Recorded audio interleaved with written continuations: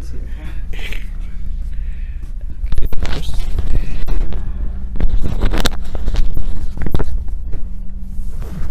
Morning, everyone. Today I would like to continue in the topic that I was speaking last week with regards to static picture of the position, middle game principle, and the dynamic approach in chess. So here is a game. I was white against Nicky Corba. Probably a lot of you heard about this young kid. He's about almost 2400 now. He became a master in this club. Nicky Corba, young kid. Remember him, Mitch? Oh yes, he's now a very strong master. Almost 2400. Yeah. So he won several 2300 tournaments in a row. This was played 3 years ago. I was white. The game went e4, e5. This was played here in Los Angeles at the Metropolitan Chess Qualifier. I played bishop c4. What can we say about this opening class? I was white. Very tame, very quiet, unassuming. Such is the nature of the chess games nowadays. You don't show your card immediately. You just hide or veil your intention. So bishop c4. I played knight c6. Knight c3. One need to pay attention on white's design of not moving his knight immediately. There is a purpose, there is a reason for that, and that is the possibility of playing f4 in one move without being blocked by the knight. Hence the idea of bishop c4 pointing on f7. The weakest part on black's side of the board is the f7 square at the moment, and you know, we have dreams of creating a possible checkmate on f7. Easier said than done. Right? So it's some sort of barbaric chess, but it's still within the parameters of what we call static features of the position. White is just satisfied of fulfilling the opening principle of develop your pieces rapidly, control center or vital square. Hopefully he can castle immediately here. But at the same time, he wants to attack with, you know, with latent power on f7 if given the opportunity. So knight c3, knight f6. There is a threat on e4. For example, there's a possibility of knight takes e4 here. And after knight takes e4, for example, knight takes, and black has an opportunity to play d5. Now I have an idea in this game that I would like to show real quick before heading to this game. In the game knight c3, so that everybody have an idea. Knight c3, knight f6, bishop c4. The line knight takes f4, bishop takes f7 check. Before, instead of knight takes, there's d5. Right? So bishop takes f7 check first. King takes f7. Just an appetizer for everyone. Knight takes. And the move knight c6. Similar to the game played. However, here we have queen f3 check. And after king g8, it's white to move and win immediately. Right? Right to move and queen b3 check. Is it just one move? It's just one move and it's over. Yeah, Checkmate or resign? Well, there's no checkmate inside. Come on. Resign. Oh. no, because d5. Knight f6? Knight f6, I just gobble it with a queen. Oh, cool. The move was knight g5, threatening checkmate. Well, everybody will ask, isn't that an pre capture? Queen d5 is mate. Okay, so that's your appetizer. That was what I'm trying to aim for in my game. This game was played 3 years prior to this in a tournament, and my opponent has to resign immediately. What would, So this, what if we moved to queen b3? How would, no, before the knight move. no, queen b3, you just have d5 check and it's over. You have nothing to show for your. You have to be precise and exact, and it's very required in the game of chess not to waste time. So this is a very good enticement. It cannot be captured. This cannot be prevented. If you try to play d5, there's queen f7 mate. Very beautiful, cute mate we have. So that was a what? Queen e7. Huh? If you would play queen e7. There's no time to play queen e7. Right now. Right now is queen d5 check. That's why you resign. The only move is queen e6 and then knight takes e6 and the loss of a queen, of course, the game is over. Okay? Very good. No question. Let's go back to the game against Nikki Korba, very strong master. Now, very promising junior. Is probably going to make grandmaster soon. So bishop c4 was the position. I played d3 here. Now, among the three active moves for black here, we have bishop c5, bishop b4, and the least active here is bishop e7. That's what he played. I believe bishop b4, bishop c5 are more in the demand of the position for him. However, you cannot fault him for simply developing his forces. But it has no pressure, unlike if it's on bishop b4, it has possibility of pressure up to. Bishop b4 pins the knight. That kind of thing. Your move need to have some sort of idea, concept, plan, or pressure in the position. In other words, how can I make my opponent uneasy? How can I make my opponent think? All right. So after here, go ahead. Question. So, if that pawn weren't there, no, c2. However, that's if this one is not here. Yeah, then you could have put your queen there, and Well, if it was still your turn, This you could've took fantasy the- chess. You are talking about fantasy chess. If not, then what you have to deal with is what's in there, right? Okay, don't forget that you are in reality show. This is real. You cannot. If that would happen, Yes. you would have won. Well, it's not easy. For example, for the sake of argument, if you have an opportunity like this, black can simply castle, and there's no attack. All right. But does the bishop just The bishop take, the rook take, then you're not going to sacrifice your queen. It's not worth the exchange. So, okay, let's go back to here. White to move, play f4. Now, I would like you guys to pay attention on this bishop on f7, and therefore we have what we call the geometric pattern in the chessboard geometry. Now, if we can put a rook here, that's a better fantastic idea. We could create some sort of focal point attack on f7, correct? That's better fantasy idea than pretending that this pawn doesn't exist. It's like telling that your brother doesn't exist or your sister is just not there. Okay. So okay, so f4, d6. You just have to live with them. They're there. So, so d6, knight f3. Here we go. Okay, he's been waiting for this knight f3 so that he can develop the bishop with a deadlift pin. Okay, here the pin is quite annoying, but what do we normally play when your opponent tries to pin you? Anyone? What do you do when your opponent tries to pin you with the bishop? There is a concept here. Let's have this little boy answer. just move the king and then you won't get pinned? Oh, but the queen is the one pinned. It's not the king.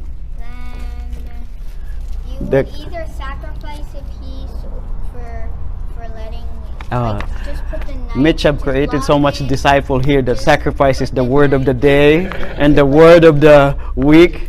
Mikhail Tal. Everybody wants to sacrifice. These are Vikings over here. You could just block it with the knight or either. Okay, the first rule when your opponent try to pin you, Ask the question to the very good. Ask the question to the bishop. Ask him, what are your intentions? What are your plans? Do you want to annoy me? Do you want to capture my knight? Or you just want to make trouble? So you ask the question by h3. Declare your intention. What do you want? You want to take it? Give it. Are you castling on the other side? Well, this is an ideal square to castle. If he withdrew, what's going to happen, class? The bishop is go on. Trap. G4. We have a trap piece. Ah, very nice, right? It's trap. Therefore, after bishop G4, H3, if he withdrew and go back, for example, to E6 or D7, that constitutes a waste of tempo. It's a waste of time. Therefore, he has to capture just to make that bishop's move really strong.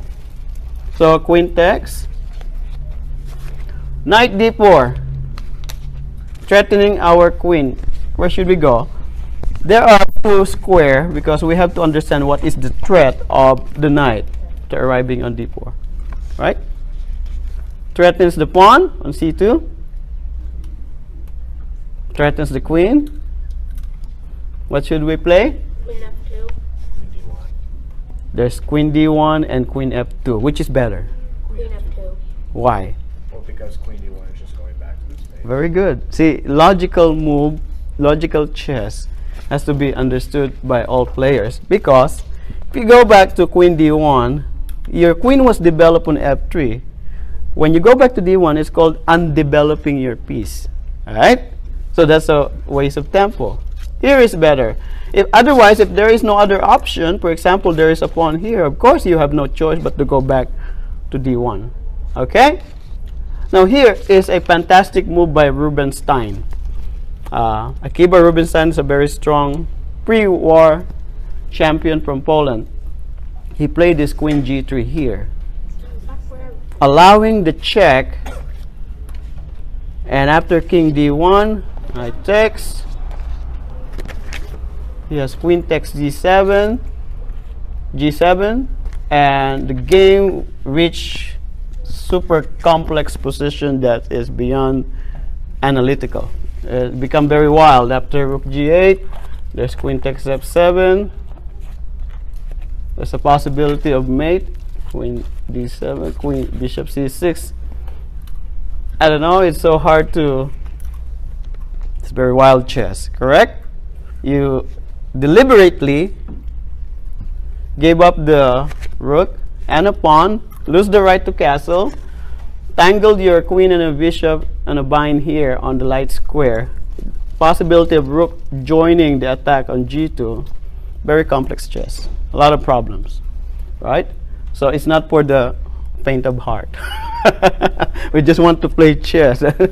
We just want to be quiet and peaceful and have fun, right? So that's a game by Rubenstein. It requires a lot of calculation. I did not play it, although I was analyzing it. I said, maybe I can go adventurous here and play a la Rubenstein, queen g3. But I said, what is at stake here is the qualification for the PD tournament, right?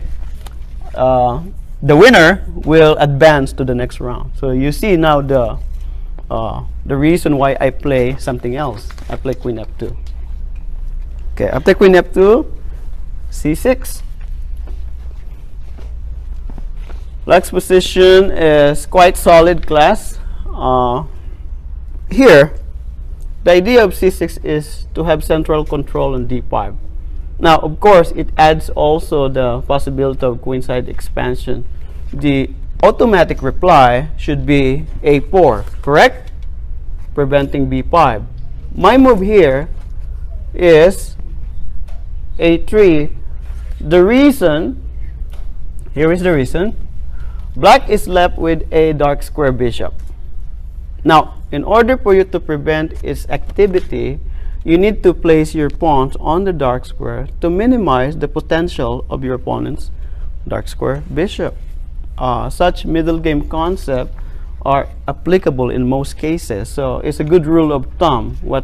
If your opponent is left with a dark square bishop or a light square bishop, if dark square, put your pawns on dark square. It minimizes the potential.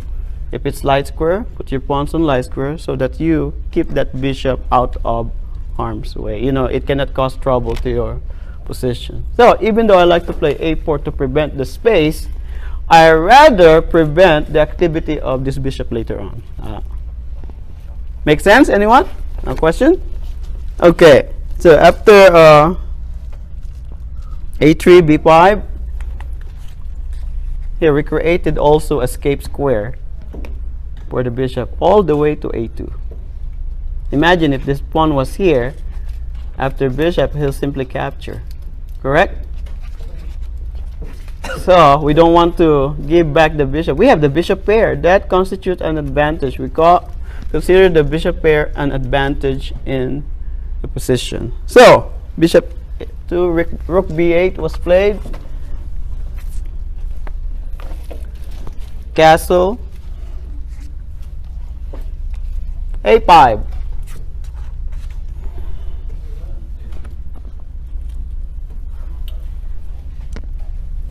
Guess a move for white.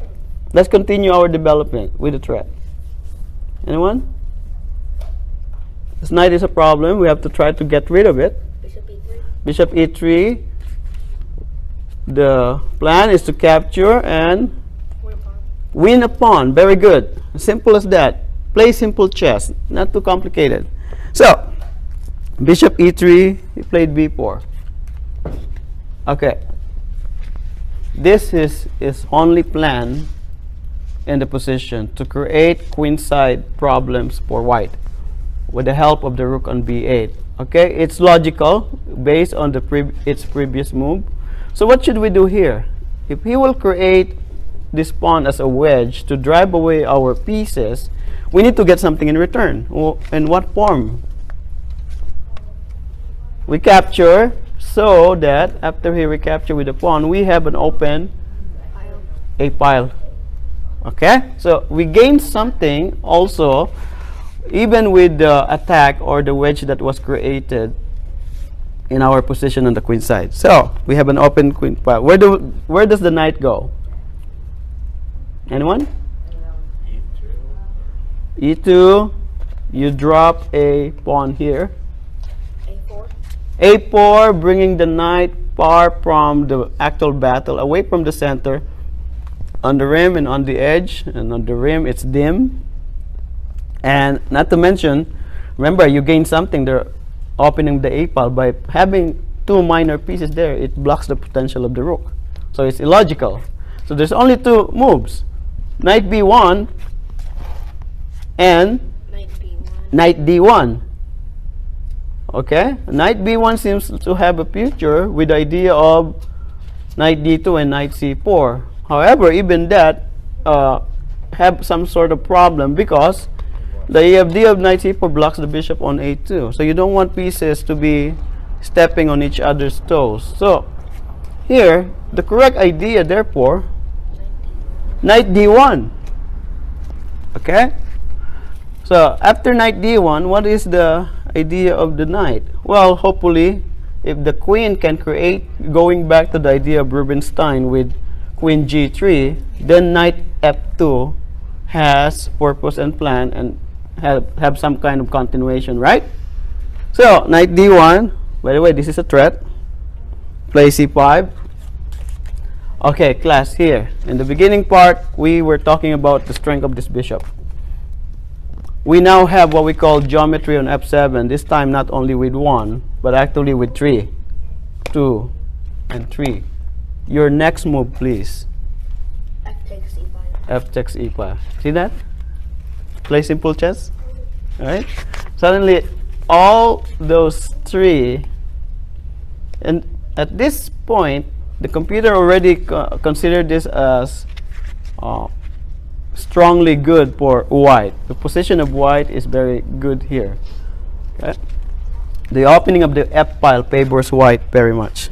So after Fe5, D5, we play C3, a minor error in the position. The correct move is bishop C4, securing the bishop on the diagonal without allowing B3, opening the A file, and only then white can play C3. However, I don't know what I see in the position, but I played C3. He did not play the best move. The best move for black is B3. Why? Because if I capture, what to do for black? He captured the pawn, and there's two pieces under attack. Take your pick. Right?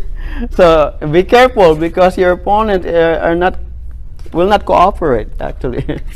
So they will give you much problem. Instead he captured here.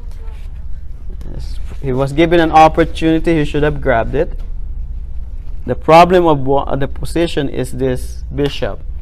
You have to minimize that potential of that bishop at all costs. So BC3, the knight went back. Now, you see, I can just simply capture C5 and maybe look for brighter things ahead. But the problem is we have a pawn that is sick on D3 as well, that requires protection. So, after knight C6, I would like to play bishop C4. However, knight A5 is quite annoying once again. Trying to get rid of this bishop in a different way. Therefore, I surrender my bishop. But it's very tactical. For example, knight takes, pawn takes, there's an attack on F7 and attack on F7 and attack on C6. Double attack. See this? And the attack on the knight. You cannot depend two problems, the same principle of two weakness. Okay? Queen takes D5. Queen takes D5. What will be next here?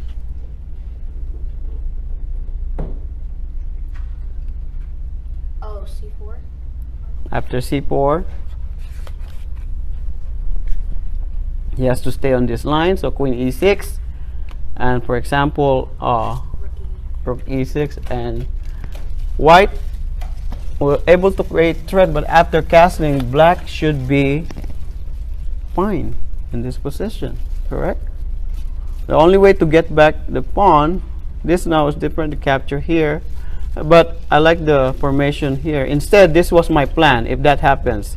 Knight C3 and then play knight D5, creating a real strong position with the threat of rook takes, queen takes, and we have a fork. That was the idea.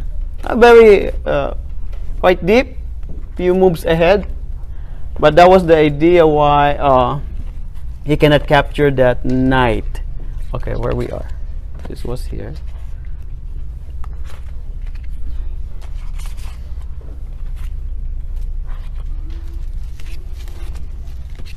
So bishop D5 was played. There we go. Queen D6, he can't allow it. We have the pin, rook A6. Now again, class, use your tools of your trade. Pins, forks, discover attack, double attack. Okay? You have to use them. They are the tools of the trade. RFC8. When did he castle? Oh, he didn't castle, I'm sorry. RC8. He did not castle yet. So RC8. Okay, what should we play here? Now, here, the art of positional play is, this is how it works. In art of positional play, you scan the position. Everything here for white is doing a wonderful job. Rook, queen, bishop, bishop, and rook. There's one guy here who's not working. Which one? Knight. The knight. What should we do with him? Find a job for this guy. And what is the best place? If you see the queen here, he has to get to c4. And that doesn't require any calculation. You just play knight b2. That's why a lot of this blitz player, they play quick because they just spot the position of their forces and where it should go. So knight b2, knight c4, automatic. Knight takes. After knight b2, where do we go? Knight takes d4. Knight takes d5. Said I cannot stand this bishop anymore. Might as well just castle, right? What's going to happen if he castle? Question. If he castle here. Anyone? Knight c4. Where does the queen go? Only d7. Cannot be on c7 because rook takes. d7. Bishop capture. Rook takes. This is devastating. Knight takes. Pawn. And everybody just got forked. Right? That was the idea and that was the plan of black in this position. Quite dangerous. So knight c6, he can't castle. He said I might as well get rid of this evil bishop here. Pawn takes. Oh, this is still here. Okay. This is still here. So knight takes d5.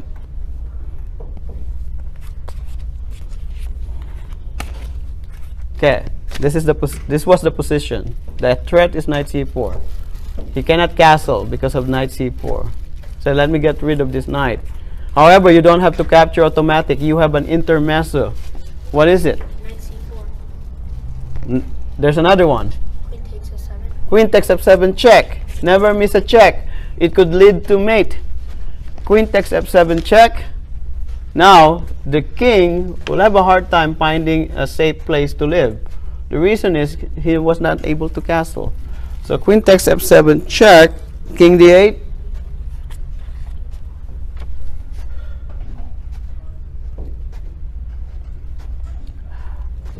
Pawn takes d5 looks perfectly fine. Should be done. Should be over. However, I play queen takes d5 instead. What's going to happen if pawn takes? Anyone? This looks like it's winning as well. Queen f6. The threat is rook takes c6. Right? Knight c4 is coming.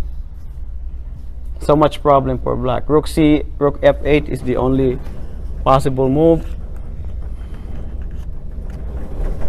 And there's really nothing for white to do but to he can go back here, right? And he can get the pawn back. Or after rook f, we can take this pawn and he can recapture this pawn, and black may able to survive the situation. What about rook takes f8 though? If that happens, rook takes f8. Oh, okay. So after here, queen takes g7 therefore is correct because he cannot capture here because of rook takes f8. Therefore, before capturing, check first. And then here, only then queen takes d5. And so in the position, black may survive the attack, and then easy situation of the king as well will create some kind of imbalance in the position. So if you see a win, don't complicate the game, just go for the win immediately. And how do we do that? This is what we should do. After queen takes f7 check, there was a knight here. No need to go with complication with pawn takes. That's why I exchanged the queen immediately, because white's forces are already dominating on every square. The rook, the bishop, the knight that arrives there, the rook on the open file, and the b flank, the 6th rank. So queen takes, pawn takes. Where does the queen go? The knight go, I mean. It's only one square. b8. So here, class, is a picturesque position. Black dominates the last rank. His only developed piece is the bishop. We are dominating in all planks and all squares and all diagonals. Okay? The arrival of the knight on c4 will be quite devastated. So after knight b8, first we have to deal with what to do with our tower. What is the rule when you have an opportunity to occupy what place? 7th rank. Rook on the 7th rank. Never miss that. These are principles that always need to be kept in mind. Okay? Have to keep them in mind. Rook on the 7th rank. 7th rank is 7th heaven. Knight d7. Now we go back to our own plan of creating an outpost. Knight c4. The threat, the pressure on e5, the possibility of d6, the arrival of the other rook on f7, that's too much. This is like a rub out. Okay? So, after knight c4, rook f8, challenging. Now, I learned this from Mikey Adams, #1 player from Great Britain. When your opponent is suffering from a positional deficit syndrome, okay, do not allow the exchanges, okay, because they're suffering from it. Right? So the position is so bad that if you allow the exchange, you're actually helping your opponent to get out of the mess that he is in, right? So the correct move here is not capture, but he won't allow me on this 7th rank. I'll go on the other side Rook b1. of the board. Rook b1. Okay? Because now, after rook b1, all the pieces will finally run out of ideas, continuation, and play. Let's see, rook b1, rook c7. Again, he wants to exchange. What should we do? Rook a8 check doesn't help because you're just going to block it. So, instead, we play, after rook a7, rook a6, threatening the pork. We threaten the pork here. Okay? We save the rook first, rook a6. So now the bishop has to move, blocking the rook on the f file. After bishop f6, we want to tie him head and hand and foot. Okay, tie him up where he cannot move anymore. We will be in Sugswang here. So bishop f6 was the last move. This pawn is a weakness. So we don't have to do anything else. These are properly posted. We just put pressure on the weak c5, rook b5, so that the knight cannot move and the rook cannot move. We will try to tie him up. Okay. So the art of strangulating your opponent. This is one of them. Strangulate them. So rook b5. He played e4. I said I can't take this anymore. I have to do something. After e4, because he suddenly played this e4, desperate time requires desperate measure, he said. Therefore, it's time for us to do something as well, and we cannot wait for him to capture this pawn. So, rook a8 check. Let's go with the most forcing line. The point is, king here will lead into pawn check and a deadly pork. Okay, so he cannot allow that. The only move is rook c8.